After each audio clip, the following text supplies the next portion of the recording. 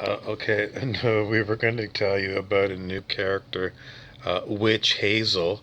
Um, Now, this is difficult because, technically there's a witch on, um, like, I think it's Walt Disney that's, or maybe it's Warner Brothers, or it's one of those old Hollywood studios had a cartoon, and one of the characters that hung out with Bugs Bunny was Witch Hazel.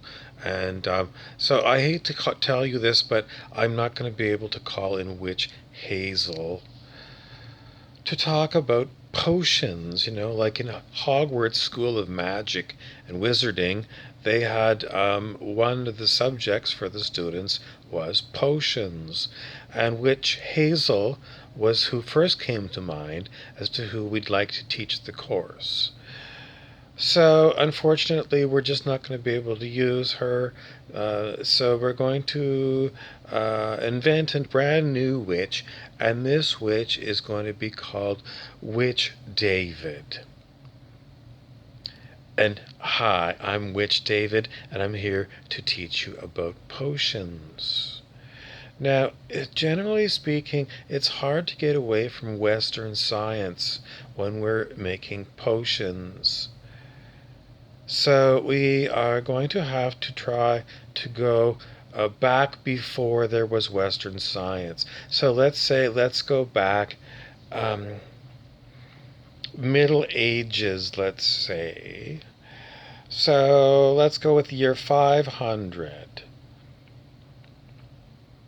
Okay, in the year 500, well, what did people use for potions? They would go for a nature walk.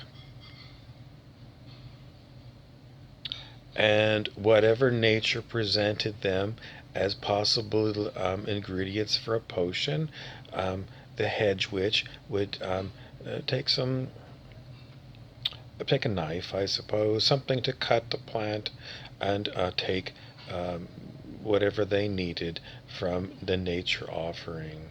And then that would be brought back to the hedge witch's broom cupboard, where they would fester for a week or so while the hedge witch got caught up on her other correspondence.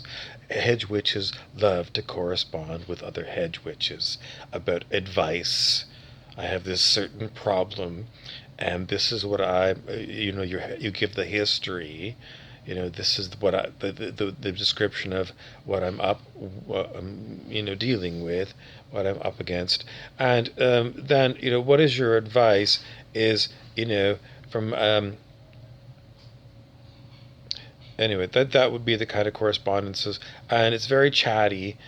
People would also trade recipes for, like, different kinds of bread, or did you know that there was a sourdough that's 1,000 years old?